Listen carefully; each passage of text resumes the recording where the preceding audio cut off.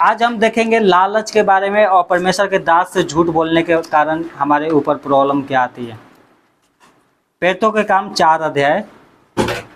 यहाँ पर कुछ विश्वासी थे जो पहले विश्वासी थे। क्या है, यीशु मसीह जब स्वर्ग में गया उसके बाद जो विश्वासी बने उस समय की घटना है।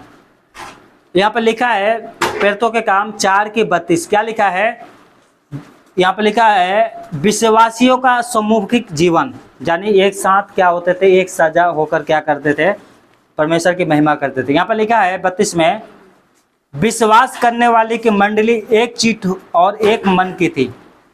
ये विश्वासी कौन थे? एक चित्त थे और एक मन के थे। यीशु मसीह के वचन में क्या लिखा है?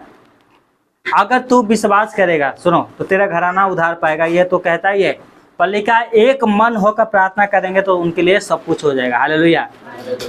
एक मन होकर दो व्यक्ति किसी भी समस्या के लिए प्रार्थना करें, एक मन होकर, वो उनके लिए, ये क्या सारे विश्वासी एक चित्त और एक मन थे। क्या थे? एक मन। यहाँ तक कि कोई भी अपनी संपत्ति अपनी नहीं कहता था, परंतु सब कुछ साझे की थी। क्या थे? प्रेरितों के काम 4 अध्याय। प्रेरितों के काम 4 अध्याय, पेज नंबर 170 है नया नियम में। क्या था? एक मन थे और जो इतना इनका घर द्वार था, जमीन था, सब कुछ क्या था, ये कहते थे ये सब कुछ परमेश्वर का है। क्या है?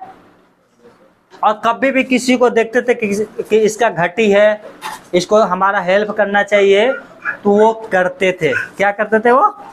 कोई भी विधवा हो या अनाथ हो या कलीसिया में किसी भी चीज की कमी होता था तो वो करते थे। हालेलुया। वो एक मन के थे। यहाँ पर लिखा है 33 में, 33 में लिखा है, प्रेरित बड़ी सामर्थ से प्रभु यीशु के जी उठने की गवाही देते रहे और उन सब पर बड़ा अनुग्रह था। हालेलुया। ये क्या करते थे? संडे को इकट्ठा होते थे और बाकी बाहर जाके प्रभु की गवाही देते थे कि यीशु मसीह मरे हुए में से जी उठा है, वो राजाओं का राजा बन गया है और एक दिन आएगा सबका न्याय करने के लिए। और जो विश्वास करेगा, मन को फिराएगा, बुराई को छोड़ेगा, अपनी बुरी चाल चलन को क्या करेगा, सुधारेगा, और जो विश्वास करेगा, प्रभु के दासों के ऊपर विश्वास करेगा, जो बातें बताते हैं बपतिस्मा लेगा, जो उसकी गवाही को बताते थे कि यीशु मसीह मरे हुए में से जी उठा, वो क्या पाएंगे? उद्धार पाएंगे। क्या पाएंगे? उद्धार पाएंगे। उद्धार का मतलब है सारे पाप क्षमा हो जाएंगे और प्रभु क्या करेगा? उनका उद्धार कर देगा। Hallelujah, hallelujah. और जितना धन संपत्ति था ये अपना नहीं करते थे। अगर किसी के पास 10,000 रुपया था और किसी को जरूरत है तो वो क्या करते थे? उसको दे देते थे, क्योंकि वो क्या समझते थे कि ये मेरा बहन है, ये मेरा भाई है। और वो सामने वाला भी क्या समझते थे कि ये पास्टर हो गया, चाहे विश्वासी हो गया, चाहे कोई भी हो, वो मेरे क्या है? घर की एक परिवार है। क्या है? घर की परिवार, ये मेरी फैमिली है। हालेलुया। क्योंकि ये भी यीशु मसीह को मानता है, मैं भी यीशु मसीह को मानती हूँ, इसलिए मेरा फैमिली का एक हिस्सा है। जिस प्रकार से हमारे बेटे का अगर स्कूल का फीस देना है तो हमारे पास अगर पैसे रहता है, चाहे बैंक में हो चाहे जेब में हो, तो क्या हम फीस नहीं देते हैं? देते हैं नो। परंतु जिसके पास नहीं रहता था तो वो क्या करते थे? उसको देते थे। और पता है सबसे बड़ी बात इनके लिए क्या लिखा है? कि वो पैसा वापस नहीं मांगते थे। हालेलुया।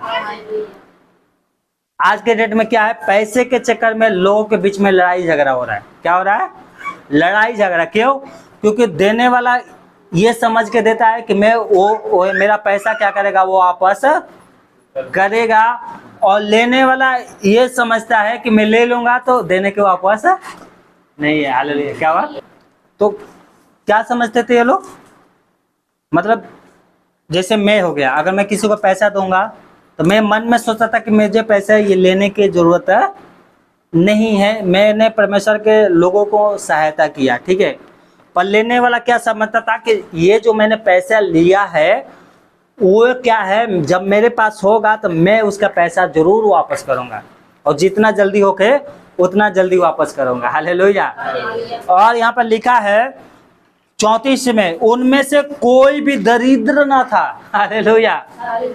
किसी को भी कमी नहीं था, कोई भी भूखा दरिद्र का मतलब समझते हो, भिखारी, मांगने वाला नहीं था उसमें। क्या नहीं था? मांगने वाला नहीं था।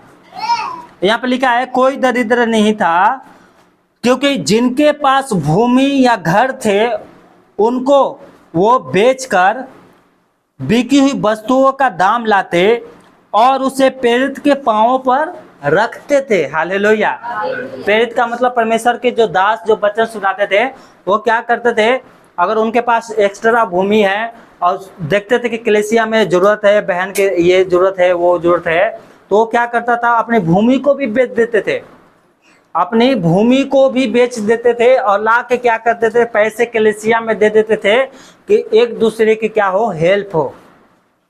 पर यहाँ पे क्या लिखा है, कोई भी दरिद्र, मतलब लालच से नहीं चलता था, लालच नहीं करता था कि नहीं मैं बार बार बोलूं परमेश्वर के दास से कि भैया मुझे पैसे की जरूरत है, मुझे पैसे की जरूरत है, और वो कुछ किसी को दे नहीं रहा है, वो खाली मांग रहे, वैसा कोई नहीं था, कोई दरिद्र नहीं था। यहाँ पे क्या लिखा है 35 में, और जैसी जिसकी अवस्था होती थी उसके अनुसार हर एक को बांट दिया करते थे। क्या करते थे? बांट देते। पिछले बात मैंने बताया था कि हम लोग थोड़ा थोड़ा पैसा करके क्या करेंगे, सेव करेंगे। अगर हम 200-200 रुपये भी सेव करेंगे तो हमारे पास क्या है, अगर भविष्य में किसी के पास क्या होगा, कमी होगा, तो क्या होगा, हम उसकी सहायता कर सकते हैं। पर क्या है, अभी परमेश्वर के शायद मर्जी नहीं है ना, तो इसको हमने अभी कैंसिल कर दिया है, ठीक है। पर ये लोग देखो अपनी जमीन को बेचकर क्या करते थे, पैसे इकट्ठा कर कर कहाँ रखते थे, कलीसिया में, और जिसको जो जो घटी था उनको वो बांटते थे। हालेलुया। और लेने वाला पे दरिद्र नहीं था, वो भी कम मांगता था। जब हद से ज्यादा बात गुजर जाती, कहीं से भी रास्ता नहीं होता था, तब परमेश्वर के सामने, परमेश्वर के दास के सामने जाके मुंह खोलता था कि भैया मुझे ये चीज की जरूरत है, और वो क्या करते थे, उसकी सहायता करते थे। हालेलुया। देखिए उनको नींद लग गया। शंकर भाई कैसे सो गए आप? मेरे आंखों में देखो, है ना, इधर उधर मत घुमाऊंगा, ऐसे घुसाओगे ना तो फिर क्या होगा, नींद आ जाएगी। इतना बढ़िया से समझा रहे हैं। हालेलुया। यहाँ पे लिखा है 36 में, यूसुफ नामक साफरस का एक लेवी था जिसका पेरतो ने बरम्बास नाम रखा था। क्या नाम था? बरम्बास, अर्थात शांति का पुत्र। बरम्बास का मतलब होता है शांति का पुत्र।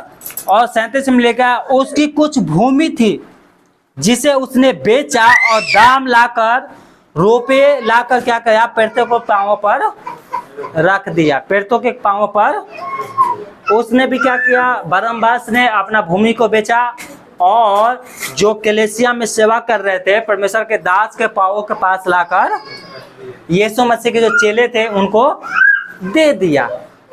हालेलुया। क्या हुआ, बरम्बास क्या किया था, पैसे को बेचकर कलीसिया में लाकर दे दिया कि जिसको जो घटी है उसको दे दो।